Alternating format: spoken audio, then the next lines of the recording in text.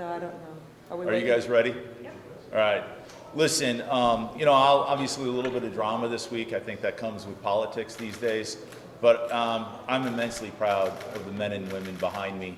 We have continued to progress towards resolution of helping Missourians, protecting children. We've continued down the path of pushing forward our conservative agenda for all of Missourians, for our families, for our kids, and for the good prospects for the future. We passed some contentious bills this week. Representative Hudson and Representative Berger both got their bills across the line. We've continued to move Missouri forward, and that's really what I want to focus on. We were here this week to do good for the kids, but throughout the whole course of this session, we have delivered as promised what we set out to do. We've cut taxes, we've attacked crime, we've helped protect kids, we've helped protect the Constitution, and the House has stood firm on this week in and week out. We're waiting for the Senate to take some action to have a successful year, and I'm happy to take any questions. How come, and maybe this is for the floor leader, how come you guys didn't vote on Representative Berger's sports bill today? I can answer that. John and I have worked on that. There's a timing issue sometimes, notice issue. That bill had a fiscal note. That will come out of fiscal review we anticipate on Monday. It'll just simply be third read on Monday, and hopefully with less drama. I have to ask, we just left the Senate press conference where we asked, you guys passed your House bill today. We asked Cindy O'Laughlin and Caleb Rowden if they were going to take it up, and pretty much the quote was, we've already taken action, we've done what we need to do. And they've left it at that. So your thoughts on them saying, yeah, we're not going to take up the House's version? I've always respected the Senate, and will continue to respect the Senate. They have different rules, we have different rules. They have different standards, we have different standards on pushing our conservative agenda forward. I'm grateful that they passed out a transgender bill. It's a little bit different than ours. Their sports bill is also different. I stand by what the House did. I'm not disrespectful for what they've done. They have the opportunity, I believe, to take up a better bill if they so choose. But that's on them. We've stood by. We didn't believe that there needed to be a sunset provision, and that we didn't believe there needed to be a grandfather clause. And our caucus has really, I think, advanced a process to protect children that is second to none. But again, we're grateful for the Senate to work. The General Laws Committee is set to take action on those Senate bills. Do you have any intention if those are going to be modified, or are they just going to be passed out as is? I'm going to defer that to our Gen Laws Chair, Alex Riley. Alex, you close by? He's with Great answer, Alex. I will just. Oh, he's making his I'll wait, yeah. Like you, Alex. Yeah, just take it. Tell them what you're trying to do. Yeah, so we'll be having the executive session here in about 30 minutes, and I do not anticipate any amendments being made on the Senate bills in committee today. If they pass out, this might not be for you, either Patterson or, what's called you, Rowden? Plocher, there we go, sorry. Do you expect to then bring the Senate bills for debate on the floor within the last 4 weeks? We had, 19 days left. And John and I, the floor leader, working closely to continue the process of showing Missourians success that we can lead in the House. Everything is up for debate. Everything is alive. Those bills are alive. At some point, I anticipate looking towards calendaring them, I guess. But then again, it depends on what kind of action the Senate takes as well. And my colleagues behind me of what their will is as well to push our conservative agenda for Missouri. Representative Patterson, can you come up and tell us why you voted no? Okay. Good morning. I think you will be very surprised by what I have to say, and that is that I am very proud of the work that our representatives have done. I'm very proud of Representative Hudson, Maisie Boyd, Justin Sparks, Brian Seitz, Benny Cook, and Representative Berger. I'm proud because they are doing the right thing, and they're doing it for the right reasons. I've sat in the office with Representative Hudson and Representative Boyd, and we've talked about this issue, and they are so passionate about protecting kids, and I think they're going about it the right way. And I think ultimately these bills will help kids. The hard part when you're a legislator is that you only get to push yes or no. I wish there was an orange button that could tell you, a degree, because I agree with what Representative Hudson and Boyd and Sparks have done. I think they're doing the right thing. I think the one area that we deferred is that whether it's a ban or you have it in instances that are exceedingly rare, narrowly tailored, and thoroughly studied, I think that's the one area that we defer. And in my view, I think there ought to be a chance for that. But I think ultimately these bills will help children, and that's why I commend Representative Hudson. That's why I was proud to bring this bill to the floor to help him in this manner. And I think he did a great job. I think the Republican conference did a great job this week, and I think the Democrats did a good job as well. I want to ask, does that mean if Senator Mike Moon's bill comes to the floor that has a sunset and a grandfather clause, would you be more willing to support that? Well, I think first we asked the Senate to take a good look at the House proposal. That's where we are at this point. I have made a commitment to the Republican conference that if that bill's on the calendar and we need to pass it, that we will do that. Yeah, the Senate has indicated that they will not probably take up that House bill, so if it's a situation where it's pass the Senate bill or nothing, will you pass the Senate bill? Well, I think right now we want the Senate to take a good hard look at the House proposal. Can we talk about sports betting? Last week, the Senate said, the Senate President Pro Tem Caleb Rowden said that the odds are not looking good to get sports betting bill passed this session. I'd like to know what you think about that. I have the gentleman behind me, Representative Dan Houks, that has the bill. I'm going to let him comment and maybe game out the odds. Are you rolling the dice? No, we're not rolling. That was a good one. No, I'm not rolling the dice. I'm working with Senator Hoskins. We had a meeting this week. I'm very optimistic that we're going to come to agreement to get it done. As everybody knows, it's kind of been hinging on Senator Hoskins, so I'm going to keep working on. That's where we're at. Are you open to What are- BLT what are- language on it? I'm not open to VLTs. What are the problems that he sees that's holding, is it the VLTs? Well, I think the VLT discussion's off the board. We saw what happened in the Senate last week. It went down in flames, from 11 to 20. So I think right now it's come down to the fees, the tax rate, and make sure we get what people want in the state. So everybody wants sports gambling. They don't want VLT. They have talked about VLT, so we'll keep working on it. Hopefully we'll have an agreement here shortly, and we'll be able to have it on the floor, all both chambers, and it will go very quickly. Bill DeWitt from the Cardinals and a couple of other professional sports teams are supposed to be, representatives of the sports teams are supposed to be here in the building next week talking with Senator Hoskins. Will you be a part of those conversations? If I'm invited, I'll be there. I know they're coming, so I think, sports gambling, we've heard on both sides of the aisle, people want it, and, I'm happy to take the charge on this and work with Senator Hoskins to get it done. How difficult is the whole discussion about tax rate when it comes to dealing with the casino lobby? I don't think it's difficult. I think there's a decision where we're at, across the country, it's from 3 to 51%. Right now, we've got a bill at 10%. Is it going to go up a little bit? Possibly. We just want to make sure we get a good bill and we take care of education funding through that, and through the fees, we take care of our veterans. Okay. Plocher, I want to ask House Speaker Plocher. You have 4 weeks left. The Senate told us today the 4 big things for them are IP reform, crime bill. I don't remember the other 2 at the moment. But just wondering, the last. Tax cuts? The budget? They didn't say that. A budget. School choice. So what is, you guys have already passed all of that. So what is the priority on this side of the building in these final weeks? We've delivered. And the message that I want to convey today is the House of Representatives, the Missouri House of Representatives, has delivered on our message with 4 weeks to go.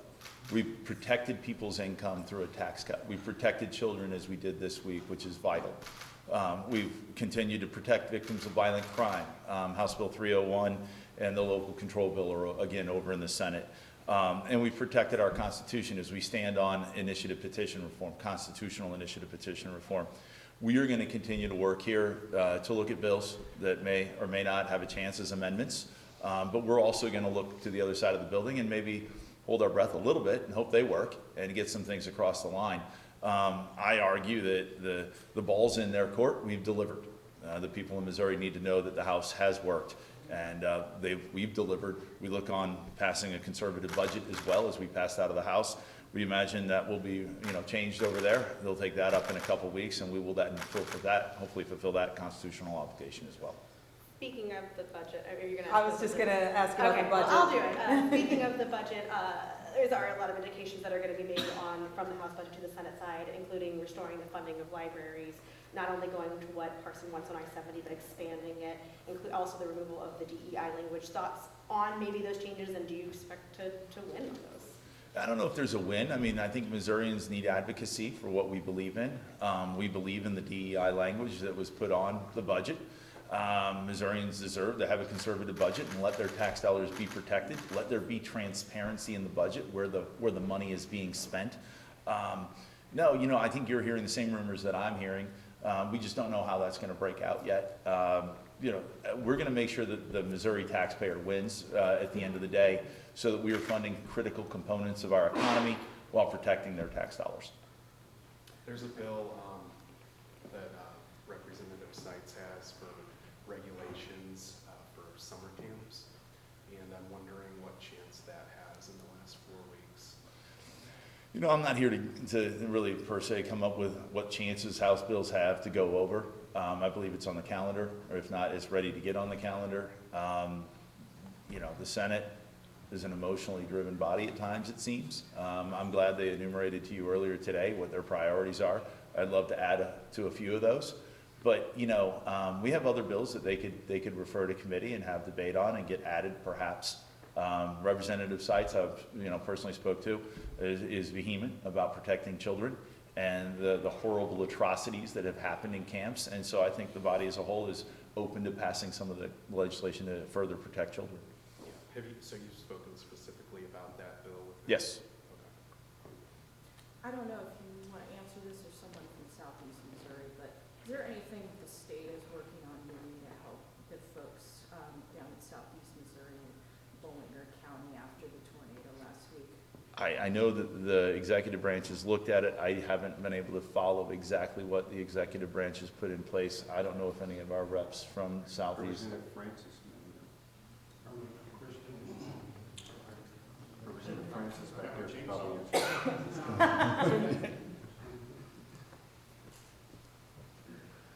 Although I do not represent Bowling County, I did for the first 6 years that I was in the House, and it is my home county. And I can attest, as I was there Friday afternoon with my chainsaw, doing my due diligence and trying to help the folks out there in that county. 3 specific areas of Bowling County. You had Grassy, you had Glen Allen, and you had Scopus. And I can tell you that those folks, it's going to be cleaned up in a few weeks because they know how to work a chainsaw. They have the ability to use heavy equipment and so forth. And we've had the governor, we've had FEMA, SEMA, all kinds of agencies from all over the state, and in particular down in Southeast Missouri, that are working well together along with the Emergency Management Director, Kevin Cooper. And things are looking well. They've learned some things from it. We probably need some more emergency sirens and so forth in those areas. But those are things that we'll learn from and improve the safety of folks. Is there anything that the folks need from the state that you think, that you know of? Not that I know of. We've had churches, lots of different organizations throughout the state of Missouri that are there, that are on the ground, and they're working with folks and the needs that they have. Thank you. I know Representative Brenda Fields isn't here, and your chairman of the Education Committee might be. The Senate passed 4-day school weeks today, not allowing school areas would be excluded, but would not allow 4-day school weeks unless the vote of the people in that school district decided. Is that something the Republican, Cindy O'Loughlin said she's very much a fan of it. What does the Republican caucus feel like on this side of the building? Well, I mean, I'm an advocate for education. We passed the open enrollment bill, sent that over to the Senate. We stand by that. We stand on, I personally stand, Haven't had these discussions per se with the caucus as a whole or with the committee, but I personally stand on the fact that I believe children should be in school 5 days a week. We need to educate our children. Our children need to be prepared for a challenging future, to rise to those challenges, and to have the opportunity to live the American dream. And that starts with education. Shortening school weeks does not solve the problem that we are facing in this country of a worker shortage, poverty, or competing with our foreign adversaries around the world so that America remains the strong, free country that it is. How do you address, though, the teacher recruitment problems, though, especially in rural Missouri? If you don't have teachers, you can't teach, you know, how do you address that? We are looking at incentives to bring teachers, more teachers into the trade of teaching, which is a very valiant, difficult career.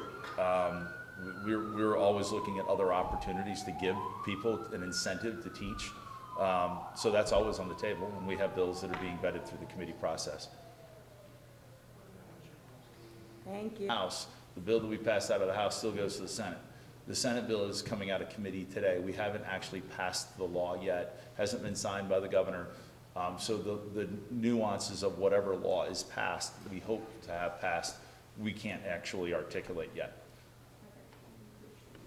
Yeah, glad to. Well, first of all, I'd like to say that I really appreciate Speaker Plocher and Floor Leader Patterson for the ability to have this conversation. I know even though the Floor Leader and I obviously don't agree on every little detail, he brought the bill up and he gave me the opportunity to make my case to the body, and I appreciate that. I appreciate Representative Sparks and Representative Boyd and their work on this issue. If I understood your question correctly, you were asking about how the particular legislation would be enforced should it become law. So I think you've got a couple of things, and I think one major aspect of the bill that gives it some major teeth is the cause of action language, the ability for individuals that have been harmed to seek remedies in court for that harm. So with that, with the rebuttal presumption, that's going to be a way that I think is going to definitely help make sure that this legislation has teeth to it. And you've also got an Attorney General who's weighed in on the issue, and I'm certain would be, or I would imagine anyway, would be willing to do anything in his power to help with that as well. So does he mean that if nobody reports being harmed, that the law exists but for no particular reason then? Well, no, let me say this. These particular, especially some of these particular drugs, people do not know the long-term effects of these on children, even people within the medical community. And I'm going to say that should this legislation become law and they see that rebuttal presumption in there and they see that language, that cause of action language, these individuals in the medical community that do not know the long-term effects of these drugs on human bodies are definitely going to look at prescribing that kind of medication. They're going to pause when they do that. This exempts parents from liability, correct? We're not. I have no intention of going after the parents. You know, some of these parents, it is not their desire to harm their children. They've been. When you're dealing with a child that has gender dysphoria, this is an issue that some parents have never dealt with in their lives. They don't necessarily feel equipped to handle this, and so this is a heavy issue that they're dealing with. They don't know what to do. They've got a child that is confused, that is distraught. They want to see their child get help, and they may seek help within the medical community to do that. And I have no intention of going after parents. I do want to make sure that doctors that would prescribe life-altering drugs or that would subject children to life-altering surgeries for gender transition purposes, kids under the age of 18, we want to make sure and send a clear message not to do that. And have you had any coordination with the Attorney General on this? I have discussed the issue with the Attorney General's office. Any Thank other you. questions? Thank you. You have a great weekend, guys. Thanks, you too.